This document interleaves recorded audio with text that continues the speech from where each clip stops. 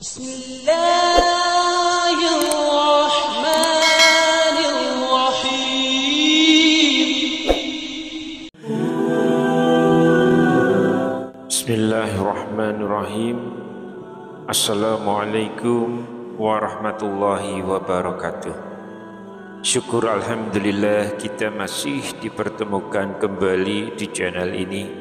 Salawat dan salam selalu dan tetap tercurahkan kepada junjungan kita Nabi besar Muhammad sallallahu alaihi wasallam. Allahumma sholli ala sayyidina Muhammad wa ala ali sayyidina Muhammad. Harapan dan doa saya semoga sahabatku semuanya selalu diberikan kesehatan, dilapangkan rezekinya, diampuni dosa-dosanya, dan selalu dipanjangkan umurnya. Dan sempatkanlah menuliskan sholawat di kolom komentar. Insya Allah akan menjadi bukti cinta kita kepada Rasulullah Muhammad sallallahu alaihi wasallam. Semoga kita semua mendapatkan syafaat beliau di akhirat kelak. Amin ya rabbal alamin. Sahabat beriman yang dirahmati Allah, bayangkan saat fajar menyingsing, langit masih gelap, namun suara azan menggema memanggil jiwa-jiwa yang rindu akan Rabb-nya. Saat itu sebagian besar manusia masih lelap dalam tidurnya, tapi ada sekelompok kecil hamba yang mengalahkan kantuknya.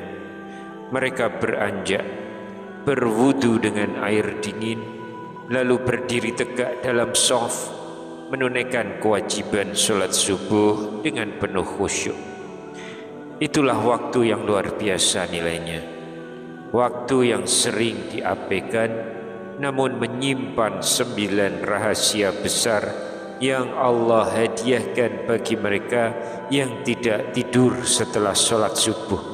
Apa sajakah itu? Yang pertama, di bawah perlindungan Allah. Rasulullah sallallahu alaihi wasallam bersabda, barang siapa yang melaksanakan sholat subuh, maka dia berada dalam jaminan Allah. Hadis riwayat Muslim. Apa makna jaminan Allah? Artinya, sejak kita mengucapkan takbir subuh hingga terbenamnya matahari, kita berada dalam penjagaannya.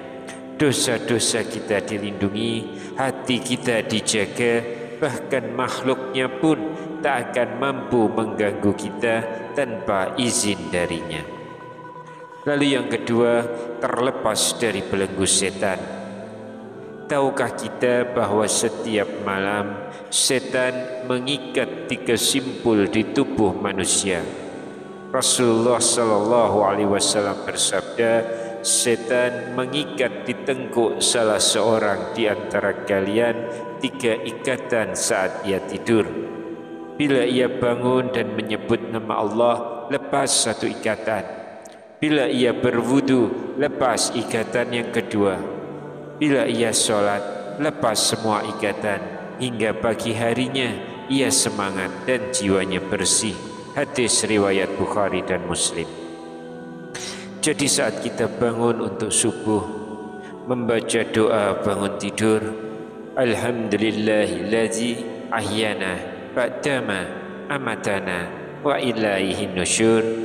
Segala puji bagi Allah yang menghidupkan kami setelah mematikan kami, dan kepadanya kami kembali. Maka 1 ikatan pun terlepas. Dilanjutkan wudu, lalu sholat, maka tubuh dan jiwa menjadi segar, ringan dan lapang. Inilah kemenangan pertama melawan godaan setan setiap hari. Yang ketiga, pahala haji sempurna setiap hari. Sahabat Rasulullah Anas bin Malik radhiyallahu an meriwayatkan sabda Nabi sallallahu alaihi wasallam, barang siapa salat subuh berjamaah lalu duduk berzikir hingga matahari terbit, kemudian salat 2 rakaat, maka ia mendapatkan pahala seperti haji dan umroh sempurna. Hadis riwayat Tirmizi. Coba dibayangkan, satu subuh, satu pahala haji, tanpa harus keluar biaya, tanpa harus antre visa. Subhanallah, karunia yang hanya diberikan kepada mereka yang tidak tidur setelah subuh. Yang keempat, menjaga kesehatan jasmani dan rohani. Secara medis, sholat subuh sangat baik untuk tubuh. Tubuh kita yang baru bangun memiliki suplai darah dan oksigen yang segar.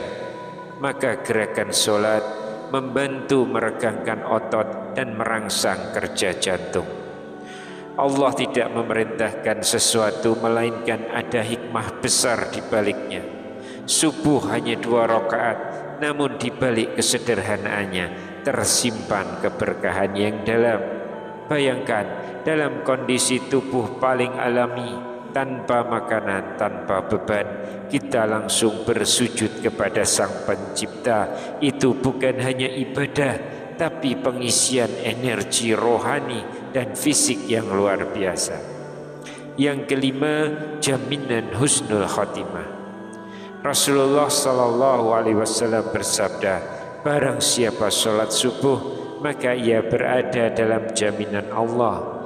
Maka jangan sampai kalian dituntut oleh Allah karena kalian mengganggu orang yang dalam jaminannya. Hadis riwayat Muslim. Doa-doa setelah subuh adalah senjata rohani. Membaca sayyidul istighfar, ayat kursi, atau zikir pagi akan menenangkan hati. Siapa yang terus menjaganya, insya Allah kelak akan wafat dalam keadaan husnul khatimah. Yang keenam, didoakan langsung oleh Rasulullah SAW. Rasulullah pernah bersabda, ya Allah, berkahilah umatku pada waktu paginya. Hadis riwayat Abu Dawud, Tirmizi, dan Ibnu Majah. Doa ini bukan hanya untuk para pedagang atau pekerja pagi, tapi untuk siapapun yang memilih bangun subuh, tidak tidur kembali, dan mengisi waktunya dengan zikir, tilawah, atau bekerja. Ingat, keberkahan itu bukan hanya banyak, tapi cukup dan membawa ketenangan.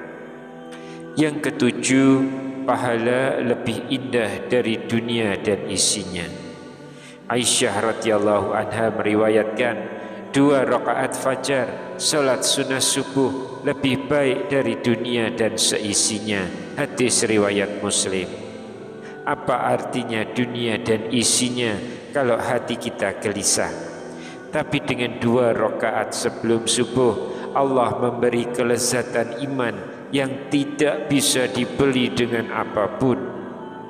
Yang kedelapan, cahaya di hari kiamat dan jaminan surga. Dalam hadis dari Abu Musa al-Asy'ari radhiyallahu an, Rasulullah SAW bersabda, barang siapa solat 2 waktu yang dingin, yaitu subuh dan asar, maka ia akan masuk surga. Hadis riwayat Bukhari. 2 solat ini adalah waktu yang paling berat. Namun bagi siapa yang menjaganya, balasannya adalah cahaya saat kiamat dan pintu surga terbuka untuknya. Yang kesembilan, akan melihat Allah di surga. Rasulullah SAW bersabda, sungguh kalian akan melihat Rabb kalian sebagaimana kalian melihat bulan purnama ini, tidak terhalangi dalam melihatnya. Maka jika kalian mampu, jangan tinggalkan sholat sebelum matahari terbit dan sebelum terbenam. Hadis riwayat Bukhari dan Muslim. Subuh dan asar, 2 sholat yang dijadikan waktu perjanjian khusus. Barang siapa menjaganya, kelak akan merasakan kenikmatan tertinggi di surga, melihat wajah Allah Azza wa Jalla. Sahabat beriman, mulai malam ini, mari kita niatkan, besok aku akan jadi pejuang subuh. Bukan karena kuat, tapi karena ingin dicintai Allah. Bukan karena semangat semata, tapi karena ingin didoakan oleh Rasulullah SAW, dilindungi Allah dan dijamin masuk surga. Jangan sia-siakan fajar, karena bisa jadi itulah pintu keberkahan hidup kita selamanya.